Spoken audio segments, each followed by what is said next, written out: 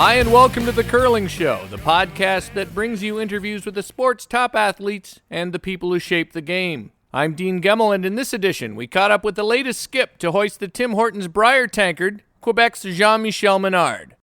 Hi, Jean-Michel. Thanks for being on the show during what must be a very busy week. Now, I know you live in Ottawa in the capital region, while your teammates are in Quebec City, but I've seen pictures of the parties at teammenard.ca, but I'm wondering what it's been like since you returned home. Well, since my return home, it's been kind of crazy. I can only imagine what the Furby rink went through the last 4 years. All kind of media being interested in our team's result at the Brier. So for the last couple of days, let's say that I haven't been really productive at work. You talk about media attention. Now, the Brier wasn't carried by any of the French-Canadian broadcast media this year. How many French-language media outlets have talked to you since Sunday? Well, ever since we came back, we've had tons of French media, TV, radio, calling us for interviews and, live interviews also on radio, talk shows to get our input of what we think about the overall coverage of curling in the province of Quebec. What happened? Was this the first year that RDS didn't cover it? No, it has been kicked out of their grid for the last 3 years. Okay. So the only curling we saw on RDS this year was a couple of games at the Olympic of Brad Gouchou. Beside that, we've had nothing for the last 2 or 3 years. You're the first Quebec team to capture the Brier since '77, which we all know, and the first Francophone team to ever win it. Now, how much do you think your win's going to do for the sport in Quebec? Well, right now I don't have any real idea, but hopefully it will some kind of carry momentum into the whole province. I know, like I said, that we've had a little more media coverage the last couple of days, so if they can continue on the same trend, hopefully they'll get some people interested in the sports and maybe giving it a try. Let's talk about the final for a moment in Regina. You know, you guys jumped out to that big lead after 2 ends, and sometimes that's almost more nerve-wracking in a big game because the fear of blowing a lead starts to creep into your head. And your team isn't known as a big-hitting defensive rink, more an offensive style. So what sort of thoughts were going through your mind as you headed to the third end? Well, I think your statement was pretty good. We're not a defensive machine, so we knew that Glenn would probably try to put more rocks in play, and it's just a question of balancing your strength with some little defense too. Make sure you don't get into too many big troubles with all kinds of rocks in play. But still, like you say, we're not a big defense machine, so trying to clean the whole thing up is not our strength, so we still have to find a way to keep some rocks in play.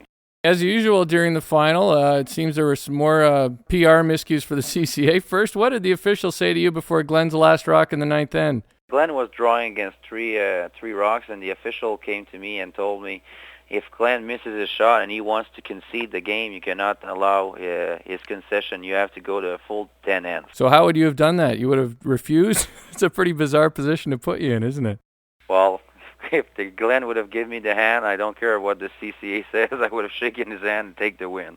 Yeah, when you hear the Velcro, you shake hands pretty quick. But it would have been pretty fast, don't worry. The second moment that we all know is your teammates were stopped by the CCA officials when they tried to reach their wives in the stands.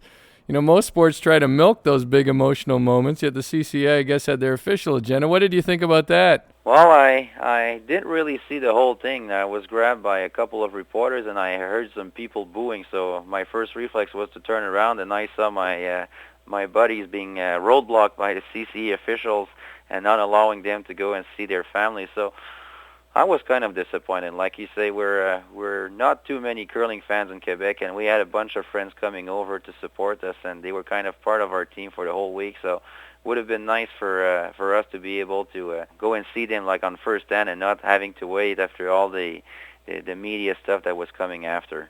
Yeah, I mean, it was pretty bizarre. I mean, I really think, they dropped the ball because most sports, you want it. You want those moments. You want guys to see their wives or girlfriends, whatever, and get the emotion on television, and then they just missed it. So unbelievable. And of course, when the Brier's in the West and Quebec wins and you hear booing, everybody jumps to another reaction, don't they?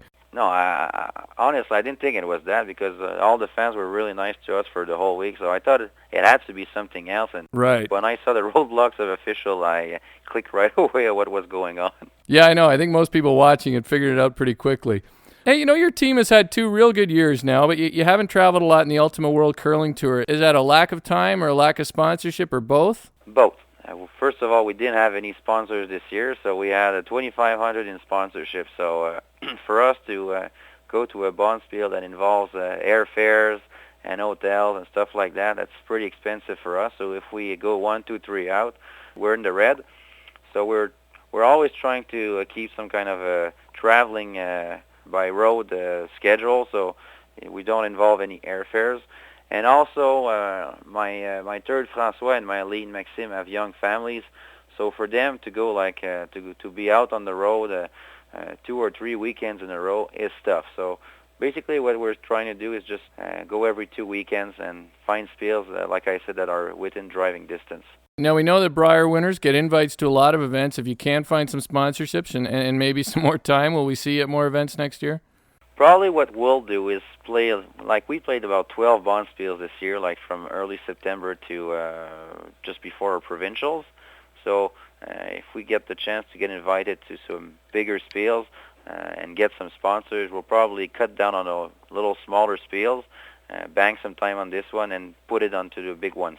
Right. Hey, like we often see in Quebec among the elite players, where you know it's a kind of province where you know the top players and it's a smaller group, but the members of your team, like a lot of the guys there, have shuffled around. You've had members of this team in different combinations over the years. What is it about this lineup that's worked? I would say that a key of our success is friendship, honestly. Like my 3 other teammates have been together for 10 years now, and my lead Maxime and my third François have been together for 23 years. So they're going to be celebrating their silver anniversary in 2 years. So they know each other very well, and I was a friend of them when I was studying in Quebec City at the Université Laval. So we met over there. We played against each other when I was a junior.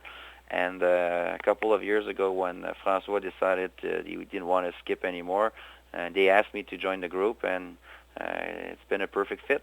Yeah, I mean, some people may not know just the kind of record you guys have. I mean, you won a Canadian Mixed Championship at skip. You played second in the Brier, I guess, with Guy Hemmings. And François had a good run in 2000 as skip. So this is a pretty solid squad from top to bottom.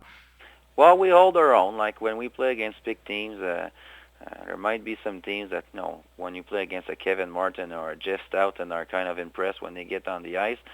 We'd rather see it as a great challenge. So, and we've been able in the last couple of years to win a couple of games against these big guys. So it's always fun and rewarding, and we're always looking forward to the challenge of playing at those guys. Hey, we all know there's a lot of pressure on Canadian teams at international events, and your team doesn't have a lot of time between now and the World Championship. Do you think that's a good thing, or would you rather have more time? Honestly, I would have rather have a couple more weeks to rest and get ready. So, like right now, it's been simply crazy. My adrenaline tank has just ran out yesterday or the day before, so I feel pretty tired. So hopefully get some good nights of sleep like today and this weekend, and go back on the ice maybe next Tuesday, throw some rocks, and leave right away next Thursday. So it's kind of crazy, but hopefully we can just carry the momentum from the Brier to the Worlds. Well, I don't think you'd have a World Championships that are outside of Canada and closer to your home, to be honest. But do you expect a big traveling contingent? Well, so far I know there's about 50 to 60 of our friends that are coming over either for the full week or for the final weekend. I guess they're hoping we're going to make the Final Four. And but no, it's fun because it's all within driving distance for them. I think it's like 7 hours drive from Quebec City. So lots of my friends that I've curled with when I was juniors are coming down with their girlfriends and families and friends of our family. So we should be about 60 over there, so it's going to be fun.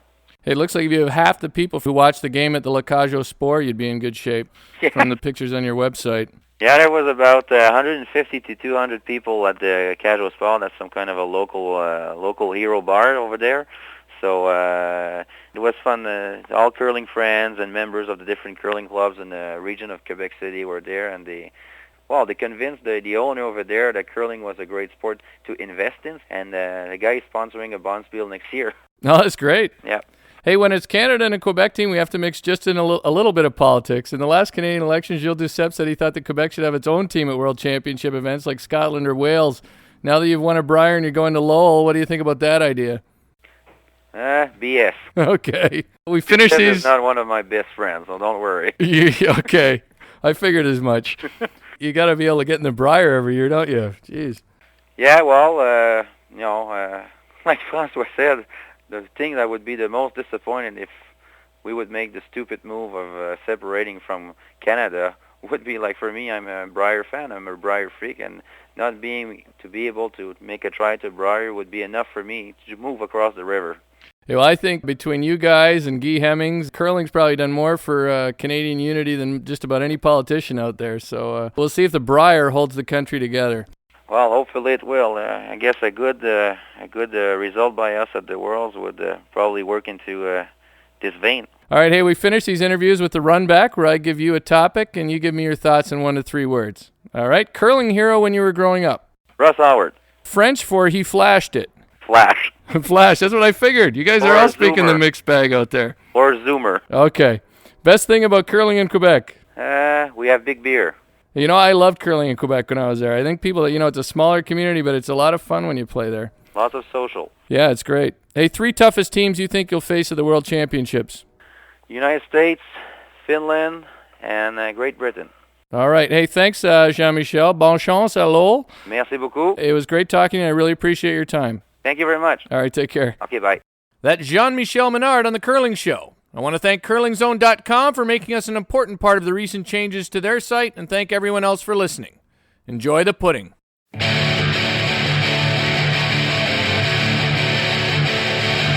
Ooh.